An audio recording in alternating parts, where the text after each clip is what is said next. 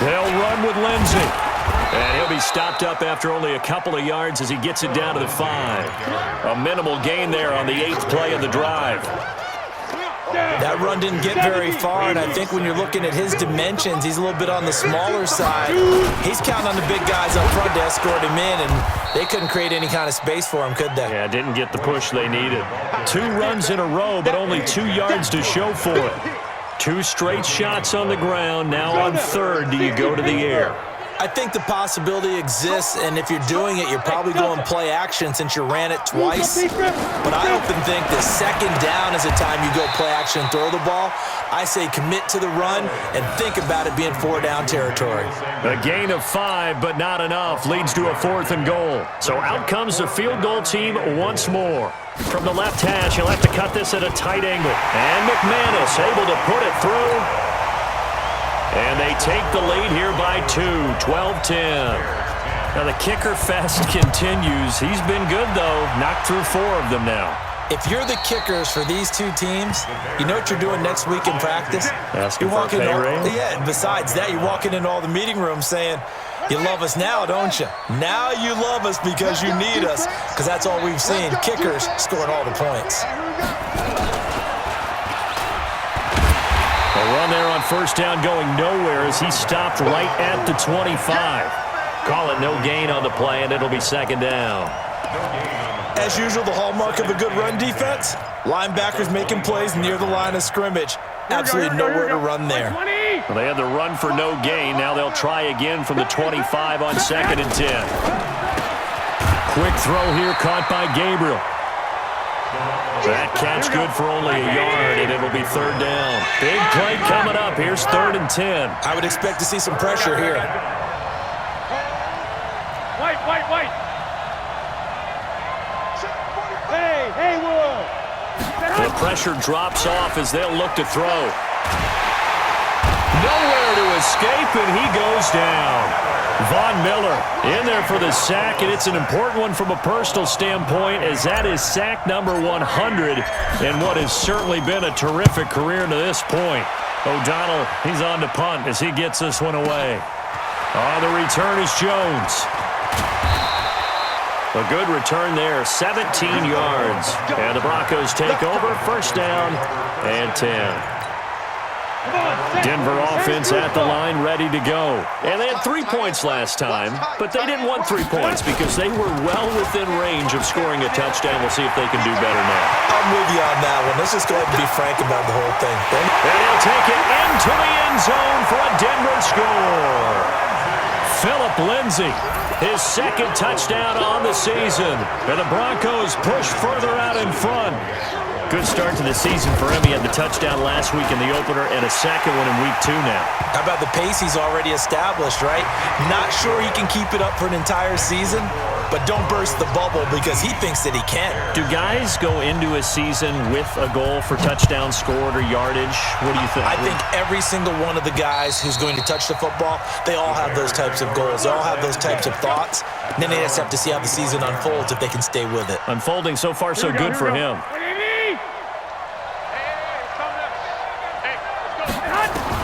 Garoppolo on 1st down. And the hook up here to Allen Robinson. And he's upended at the 33 following a good pickup of 8. Welcome back now to Denver. It's Bears football, but they trail on the scoreboard as we get set to bring you the 4th quarter. 11. On 2nd down now, it's Cohen. And there is nowhere for him to cut back as he's taken down in the backfield. It'll go as a loss of a yard, and it'll set up 3rd down. Garoppolo going to try and throw on 3rd. He's got his tight end, Burton. And able to get this one across the 45 before he's brought down. A good pickup, 17 yards and a Bear 1st down. 11. Hey, Zoo.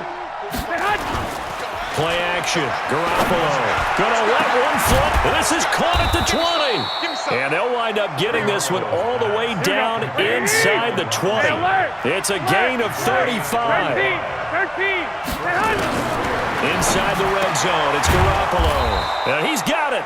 And stopped a few yards shy of the goal line at the 3. 15 more there, and they're on a roll. It's another first down.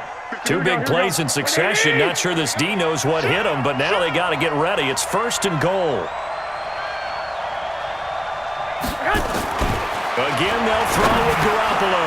And this is going to be intercepted. Picked off by Justin Simmons. And the return won't go anywhere. They'll be back deep in their own territory at the 2-yard line.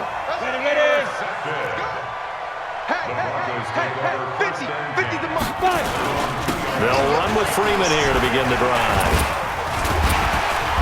And he'll take this up to about the 7- or 8-yard line.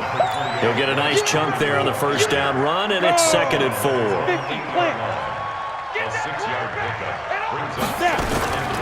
On 2nd down, it's Lindsey. And he's only able to work this from the 8 to the 10 for a pickup of 2. And he got half of what he needed there, 2 yards, and it'll bring up a 3rd and 2 more.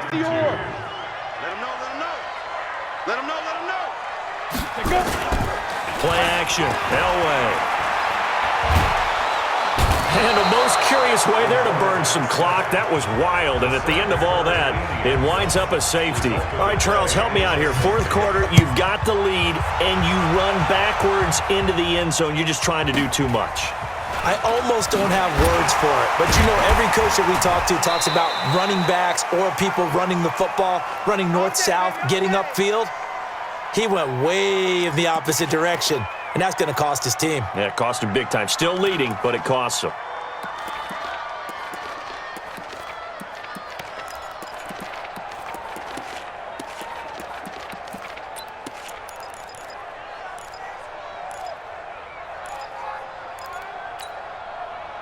The Bears offense ready to go for their next drive. And the interception thrown in the red zone last time. We'll see if they can rebound.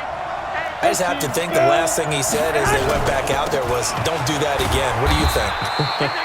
What do you think? Yeah, I think that. I think that not only did he say that, but he also told him, let's put it in the end zone that it's supposed to be in, all right? The end zone we're trying to score.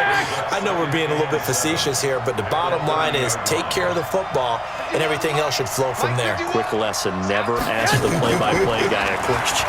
Hey, you're my partner. I know you're right there. Nowhere to escape, and he goes down. Adam Gotsis, the Aussie, with a sack. Great job defensively. I think he was trying to go through his progressions, find someone to get rid of the football. Before he knew it, he was on his back. So that just brings us right back to what you said in the beginning. A great job defensively. Nowhere to go with the football. That led to the sack. Hey, wahoo! Crunch time, defense. Check 45 to Mike. Check 45 to Mike. Throwing is Garoppolo on 3rd down. That'll be caught. It's Hester. And he gets this one just shy of the 40, down at the 39.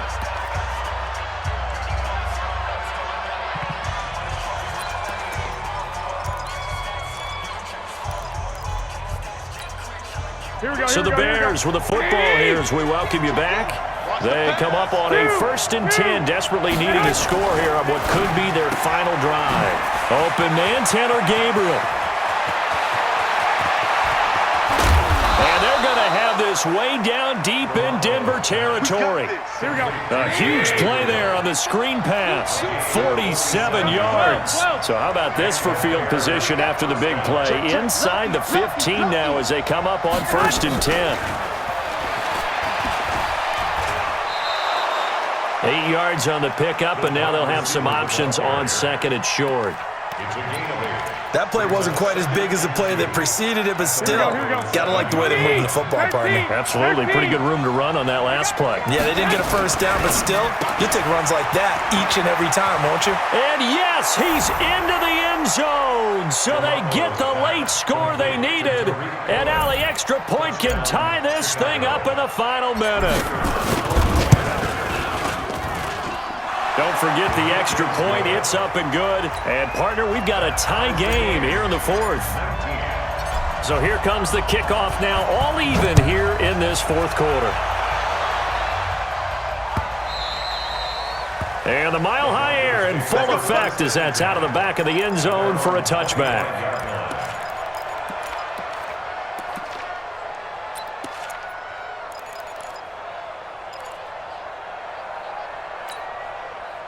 The Broncos onto the field, ready to start their next drive. They've got work to do, but they do still have a bit of time here. And they've got to feel comfortable with that, but they have all their play sequences called. If they get out of bounds, that allows them to huddle and call another play. But if they don't, it's hurry up to the line of scrimmage and either spike it and stop the clock or continue to move it downfield in order to try and get in range and win this game. See if they can do just that. Here's 2nd and 7 now from the 28. 58, Mike. So we got man. Watch the twist. Watch the twist. Ready. Elway to throw. He'll get this to Phillip Lindsay, complete. Now the Broncos are going to call the first of their timeouts. As the clock stops here with 46 seconds left to play. So here's a 1st and 10 at the 38. Here's Elway to throw. And this is going to be intercepted. He's picked off at his own 47. And he's free going down the left side. It's a foot race. And he will score. Touchdown, Chicago. Pinheiro now to add the extra point. And they will take a 7-point lead now.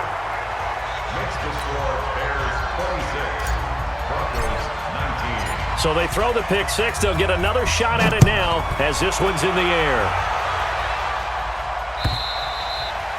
And they will not get a chance to return this one as it's through the end zone for a touchback.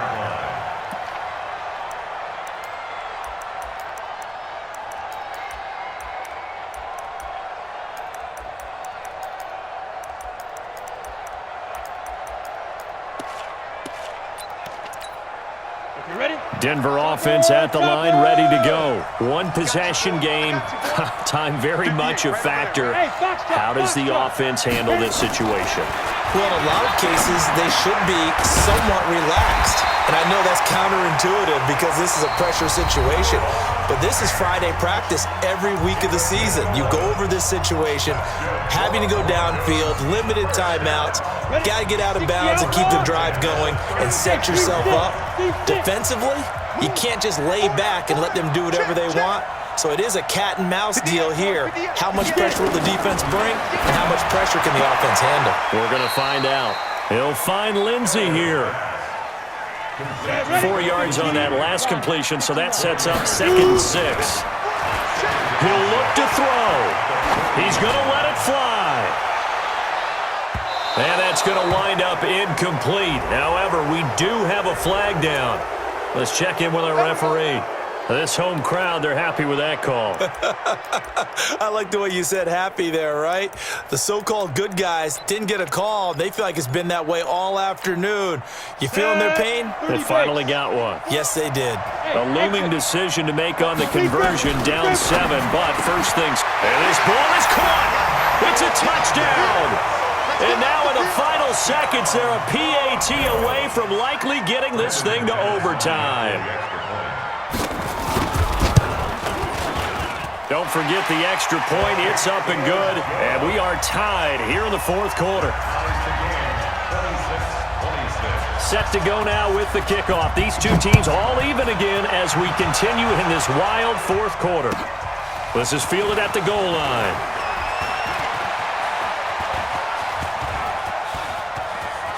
A big seam, and he might go all the way. And he scores! No flags anywhere, and they return it to the house to win the game. A return. Well, we know the crowd is absolutely stunned by what we just saw there. Forget I'm stunned. I have to believe that you are as well. When they finally get their legs back under them, they'll head to the exits, and I think they'll probably be muttering a few choice words along the way, too. How did that happen? I don't know. They certainly thought overtime was on the horizon, bracing for overtime. We were, too, and we may want to wait a little bit before heading for the exits, let that parking lot clear out a bit. Maybe there's a later flight we can catch. That might be a good idea. Well, that was a fun game to witness, partner. A touchdown there at the very end to win this thing. And that's really where the emphasis is, right? The touchdown to win it. I know that they put a little on top, right? What's your favorite dessert? You know, what do you put on top of your favorite dessert? You put it whipped cream. Maybe